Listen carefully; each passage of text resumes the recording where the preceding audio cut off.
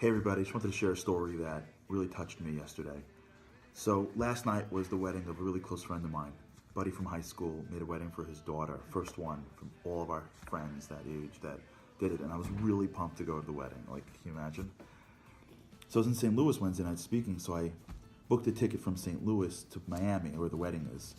And it was like a little bit complicated. There's no direct flight, so I had to stop in Detroit. There's like an hour in between, cross this massive airport, catch the Miami flight, land at 4, jump in an Uber, change, get to the wedding at 5:30. Like, it was going to be an intense day, which I was pumped about. So I get to the airport, flight's 8:45, all good. Flight's on time, check the app, sitting at the gate. And I notice as soon as I sit down, flight gets delayed.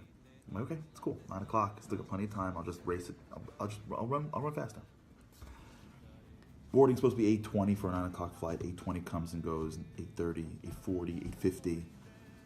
8:50, I get up, I go to the gate agent, I say, what's going on? And I look outside the window, and I see there's no plane at the gate even. She's like, we don't know. I'm like, what do you mean you don't know? You're Delta. She's like, yeah, the plane's here, just in the terminal over. Just something's wrong with the plane, they won't bring it over. I'm like, I can't believe it. I'm sitting there 9 o'clock, 9:05, and at 9:05 my heart drops. Because the flight, which is supposed to leave at 9, and the board says 9 a.m. to Detroit, all of a sudden it says 11 a.m. to Detroit, which gets in at 1:30, which is an hour after my flight takes off to Miami. And I'm like, my heart just dropped. So I called Delta, and I'm like, I need your help.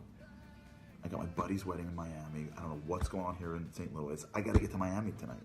And they're like, we got it. They really were great. They got the supervisor on the phone. No flights leaving Detroit to Miami that I can get on. They're like, we're booking through Atlanta. No flights leaving from Atlanta. Every flight that's going to Miami yesterday was oversold. Everyone's going to Miami. Everyone's going to Fort Lauderdale. There's nothing. They call up American Airlines for me. They feel so bad. American Airlines is like, we have not one seat. The guy calls me and goes, sir, we've tried everything possible. We can't, there isn't a seat available to get you to Miami tonight. We're so sorry. What am I gonna do? I gotta tell you, I was really upset. I was like, I'm sitting in the airport, now I'm booked to go to LaGuardia. And I remember the story that Rabbi Arush told over. I was at an event with him a bunch of weeks ago, and he told over the story about this woman that came to him that didn't have kids for 10 years. And he said to her, I'm gonna give you advice, but you're not gonna like it. And she goes, I'll do whatever you say. He goes, I'm gonna tell you you're not gonna like it. And she goes, I'll do whatever you say. He goes, you haven't had a kid for 10 years? She's like, no. He goes, I want you to go home every day for an hour and thank Hashem for not giving you kids. She's like, what? It's like, yeah. God doesn't know what he's doing? God's like, you know better than him? He throws you a challenge and that's like a problem for you? Have a little bit of faith that he knows what's best for you and he's giving you what's best for you. Go home, sincerely thank him for your challenges. And she did. And as he tells it over, a year later, she had a kid for the first time. So I'm sitting in the airport and going like, you know what? I don't run the world, but I'm really upset. Like, I wish like I could just snap my fingers and like be totally cool. Maybe one day. Not there yet. So I'm in the airport going, thank you. I'm like talking to myself, but I was talking to myself. So I put in my earpods, you know? I love Apple. Now I can pretend I'm talking on the phone. I'm talking to myself. I'm talking to Hashem.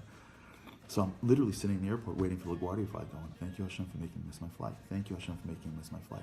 5 times, 10 times, 20 times. I'm just hanging it go. And you know what? It's getting in, honestly. It's getting in. I'm like, thank you Hashem. Thank you Hashem. And it's getting in. I'm feeling a little better. And between me and you, I'm like waiting for like the moment. I was like, I'm gonna get on the airplane and some guy's gonna fall out and I'm gonna catch him and then I'm gonna sit next to him. He's gonna thank me and then I'm gonna realize that guy's brother saved my life and my grandfather in the Holocaust is gonna be this great story. I'm like waiting for like the big reveal, but it doesn't happen. I just get on the airplane, just lands in LaGuardia. I Uber home. I go back to the office, and the whole day. And you know, like when you miss something, you're like, and you know, at this time I would have been here. You ever do this? Or you're like, now it's 12 o'clock, I would be on the airplane, I would be landing, I'd be in the Uber, I'd be showing up to the wedding. You know, like your whole day is like what would have been. But every time that happened, I'm like, thank you Hashem, thank you Hashem, thank you Hashem, thank you Hashem.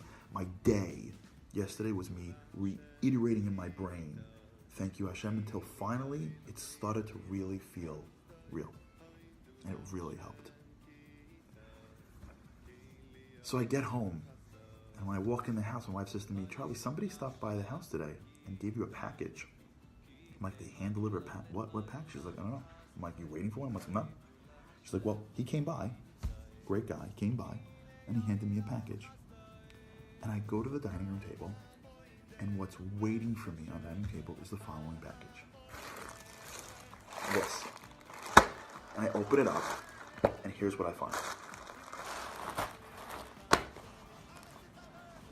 Stuff. Paraphernalia. Stickers. Phone things. And you know what the whole theme is? Thank you, Hashem. An entire bag of stuff. Thanking you, Hashem. And then the ultimate. The baseball cap. With the Coolio little back here. I love it. With the crown. You know, the hashtag crown. Look at that. Waiting for me in my house at night when I got home last night was a little kiss from Hashem saying, thank you, Hashem. You know, sometimes in life we want everything to work out our way. And it doesn't. And we choose to be upset or to believe in God more. And we double down on Hashem. And we're waiting for the big reveal. We're waiting for the moment that's going to be the story, that everything's going to work out. And sometimes that happens, and sometimes it doesn't. But there's a lot of times in between. There's a lot of times in life where God sends you a little bit, a little coincidence, something that goes a little bit differently. And He wants us to recognize that He's there. He can't constantly reveal Himself. But He wants you to know that I'm there with you. And trust me, if I took something from you, it's because I love you and it's what's best for you. It's not easy, especially for the big stuff, but especially when we talk about the little things in life. When we hit challenges, even little things, if we allow ourselves to thank Hashem, to trust Him fully, to feel that I am in His presence, that He knows what's best for me, even in the things that I don't get. Many times in life you look over and you just see it a little bit. He doesn't give you that big hug, He gives you a fist bump and some cool swag. But when you live your life looking for it, that compounds time and time again. And you wake up one morning and hopefully you walk the streets, and whether the day seems great or the day seems challenging, whether it's sunny or cloudy or rainy, we look up and with the most sincerest heart we say, thank you, Hashem.